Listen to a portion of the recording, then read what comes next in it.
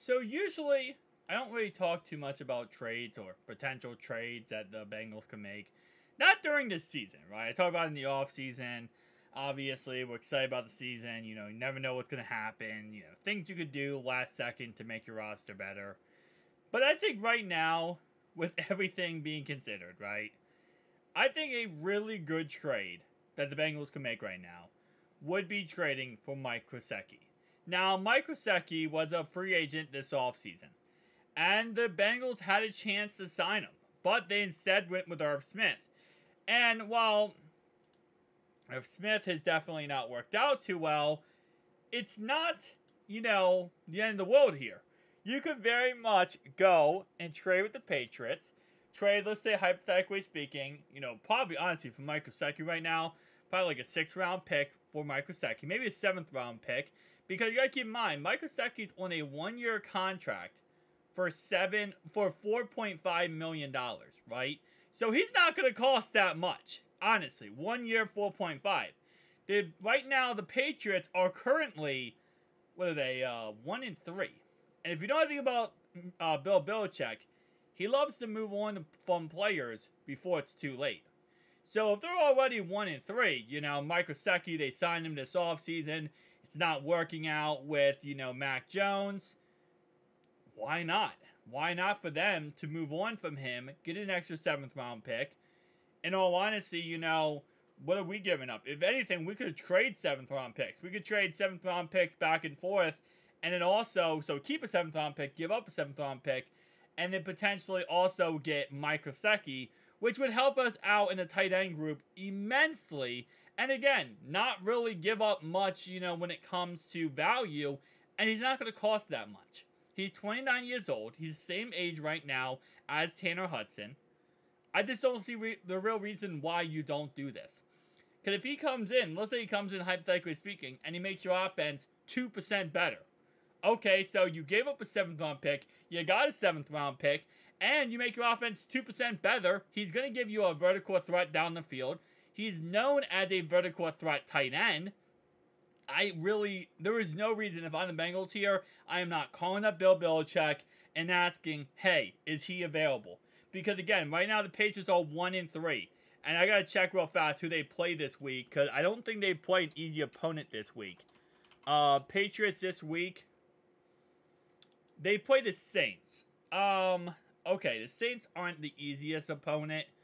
I think especially if they lose this week. They lose this week to the Saints, I think easily, if they're 1-4, and let's say we beat the Cardinals, yeah, Bill's going to be on the phone with everybody.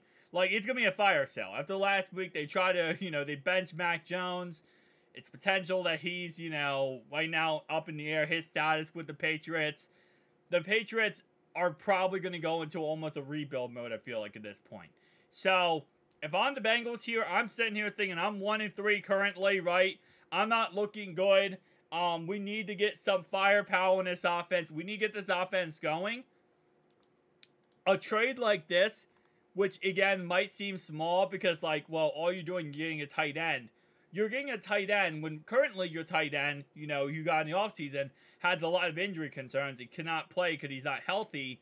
So you go out there, you get yourself a tight end who really has the value and potential to even, again, be like Hayden Hurst-esque. And I think, honestly, better than Hayden Hurst for you for the foreseeable future. And I think if you're really, truly committed to this season, and you really want to upgrade this season as much as possible. And again, you got to keep in mind, T. Higgins, he has a fractured rib.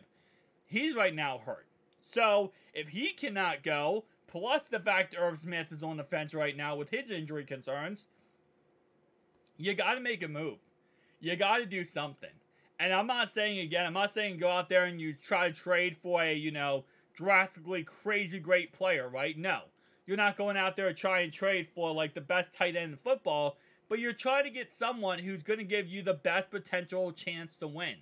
And I know Joe Burrow does not use his tight ends, that drastically. It's not like, the tight end group in Cincinnati has always been the most, number one group. It's always usually been wide receivers. It hasn't been tight ends. But at this moment in time, just to give us something across the middle of the field, give us something underneath, right? A little check down options. A little something. I mean, if anything, a little something. That's kind of how I look at it at this point. But if we look at our salary cap, we have $12.1 million. So we could take on that $4.5 million cap hit that Krasicki gives. And keep in mind, it's a 1 year, $4.5 million. So, again, like I said before, you know, we cut La'el Collins, which I still think was a dumb move. I still don't agree with us cutting La'el Collins, but it is what it is. We did it. You know, we can't go back on it. We can't change what happened. We cut him. And when we cut him, we saved around $5-6 million. So why not use that $5-6 million on another position that's going to help us out to win this game, you know? And again, this upcoming Sunday, as Joe said, and I'll say, and I think everyone say, it's a must-win. This game and Seattle's game is a must-win moving forward. We go into a bye week 2 and 3. We're looking good. We're feeling good. We're not looking good. We're feeling better. We're not feeling good. We're feeling better. And then we kind of start to get things a little bit more on track after our bye week. And hopefully, you know, rattle up a couple wins. I know it's going to be tough out of bye week because we play the 49ers, then we play the Bills, then we play the Steelers and the Ravens. It's not easy. But we got to start, you know, kind of getting back to our old selves. And I think getting someone like this could help us out immensely.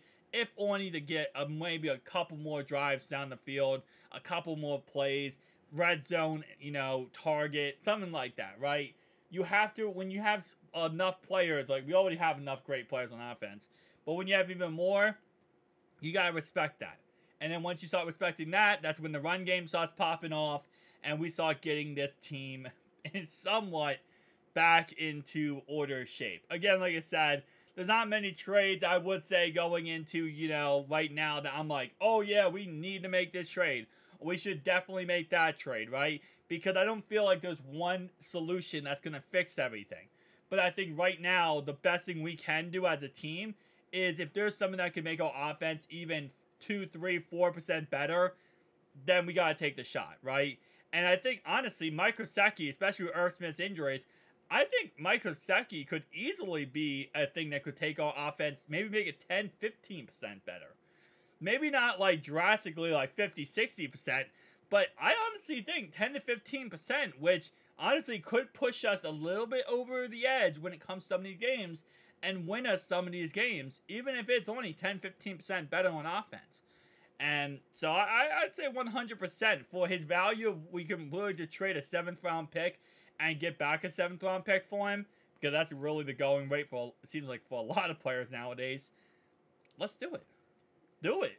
Come on. Let's do it. Tell me down below your thoughts and opinions. I'll see you guys in the next one. Peace out.